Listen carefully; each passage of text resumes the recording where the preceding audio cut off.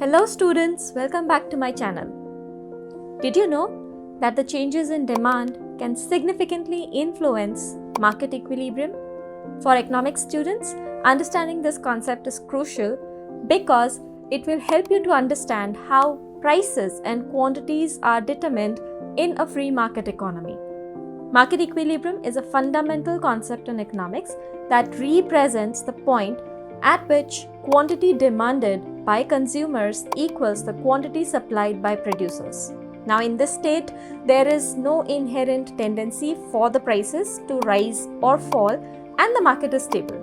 Now, at equilibrium, all the buyers are willing to purchase exactly what the sellers are willing to offer at a specific price.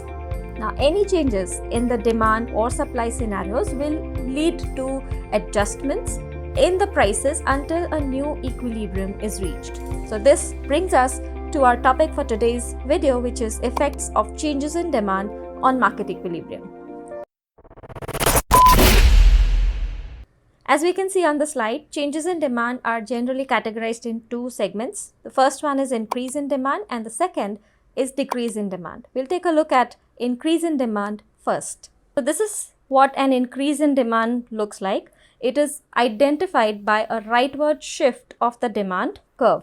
When the demand increases, the curve is shifted from D to D1. It means that people are now willing to buy more goods and services at the same price.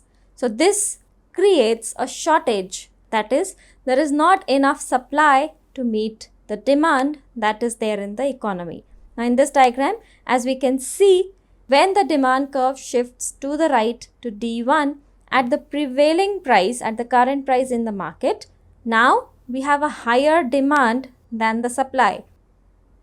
At old equilibrium, quantity demanded is greater than quantity supplied, causing a shortage or excess demand.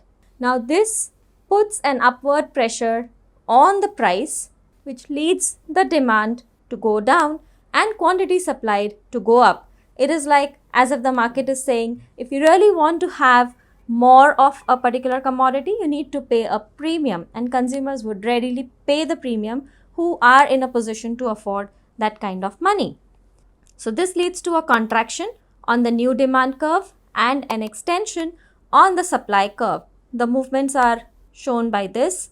So there is a contraction, a backward movement along the new demand curve and an extension on the new supply curve.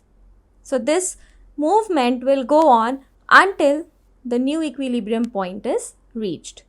Now this would lead to three important things. The first thing is it would ration the excess demand.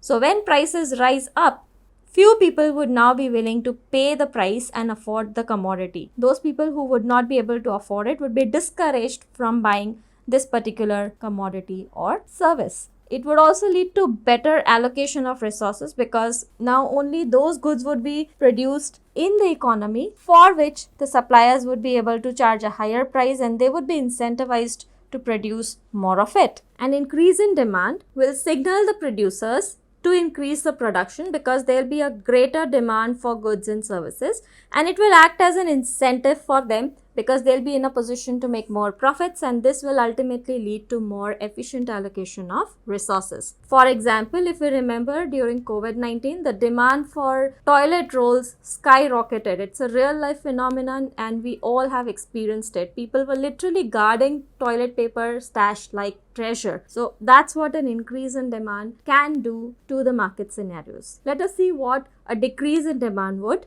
do. A decrease in demand is represented by a leftward shift of the demand curve. A decrease in demand will cause the equilibrium price to fall and the equilibrium quantity to decrease. Why? Because at the original equilibrium, which is PE in this case, there will be a surplus of goods that is available in the market because consumers are no longer willing to buy this commodity at this price. So when the demand curve is shifting to the left, this becomes the quantity demanded and this is the quantity supplied.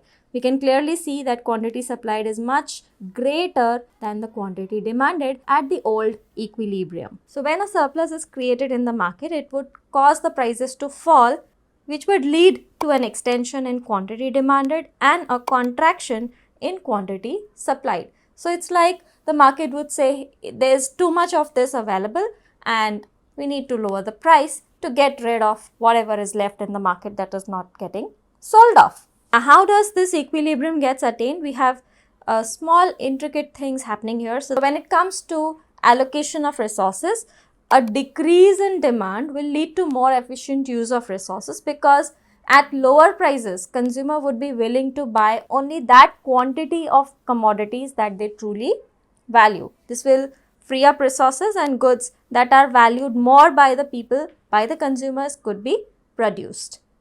The next is it would ration out the excess supply by signaling the producers to cut down on production because the prices are low and they would be making less profit with this particular commodity. This will again bring the price back to the new equilibrium. So one example that we can take a look at, if there is a decrease in the demand for concert tickets, the equilibrium price for concert tickets would fall and the overall quantity for concert tickets that are sold would decrease. Alright students, this is all for today. I will meet you in another video with another topic. Take care. Bye now.